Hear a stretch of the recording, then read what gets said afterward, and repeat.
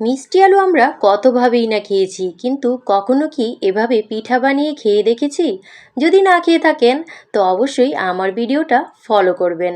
আর আমি আজকে নারিকেলের পুরের তৈরি এই মিষ্টি আলুর পিঠাটা বানিয়েছি। অনেক সুস্বাদু হয়েছে, অনেক মজাদার হয়েছে। তো চলুন কিভাবে আমি আজকে মিষ্টি আলুর পিঠা বানালাম তা আপনাদের সাথে শেয়ার করব। আসসালামু আলাইকুম ভিউয়ার্স, কেমন আছেন? নিয়ে এলাম কতগুলো লাল মিষ্টি আলু, আর এগুলোকে আমি প্রেসার কুকারে সেদ্ধ করে নিব। কারণ প্রেসার কুকারে সেদ্ধ করলে কিন্তু নরম তুলতুলে হয় আর পিঠাটাও অনেক বেশি সফট আর সুন্দর হয়। সেদ্ধ করার পর আমি এখন এগুলো ছিলে ভালো করে ম্যাশ করে নিব। আর ম্যাশ করার জন্য এই যন্ত্রটা আমাকে খুব ভালো কাজে দেয়। আমি এটা দিয়ে খুব সুন্দর করে ম্যাশ করতে পারি, আমার আর বেশি কষ্ট করতে হয় না। এখন একটা প্যানে আমি 2-3টা এলাচি দিয়ে যে ম্যাশ করা আলুটা সেটা আমি দিয়ে দিব। একটা ডো তৈরি করার জন্য সামান্য একটু লবণ দিয়ে দিব।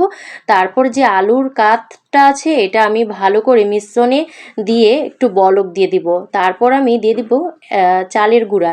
এখানে অবশ্যই চালের গুঁড়াটা অ্যাড করতে হবে। এই পিঠা তৈরি করতে চালের গুঁড়াটাই দিতে হয়। আর এখন আমি এটা ঢেকে রেখে দিব।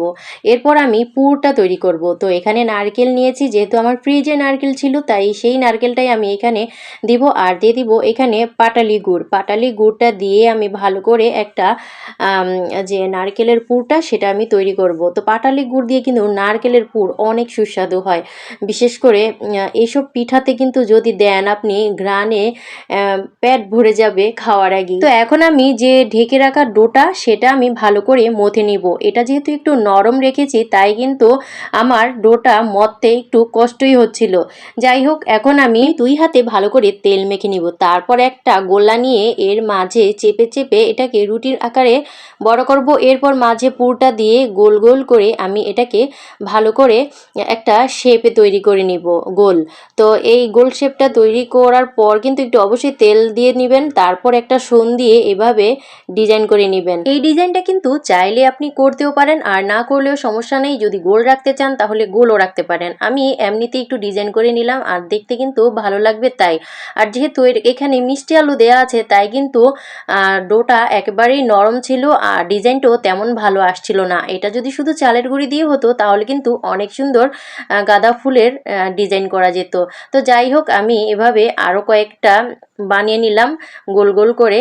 তো অবশ্যই কিন্তু এভাবে ট্রাই করতে পারেন এইরকম মিষ্টি আলু দিয়ে পিঠাটা।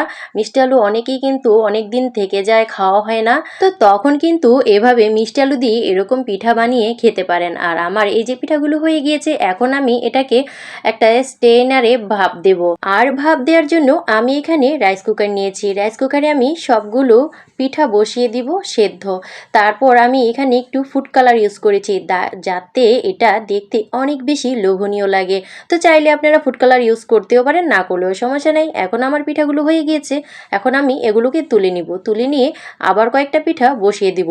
আর এই যে আমার পিঠাগুলো কতটা লোভনীয় হয়েছে, বাসায় কিন্তু অবশ্যই সবাই চেষ্টা করবেন আমার এই পিঠাটা। আর আমি খুব সহজ পদ্ধতিতে দেখিয়ে দিয়েছি। আজকের মতো বিদায়, আল্লাহ হাফেজ।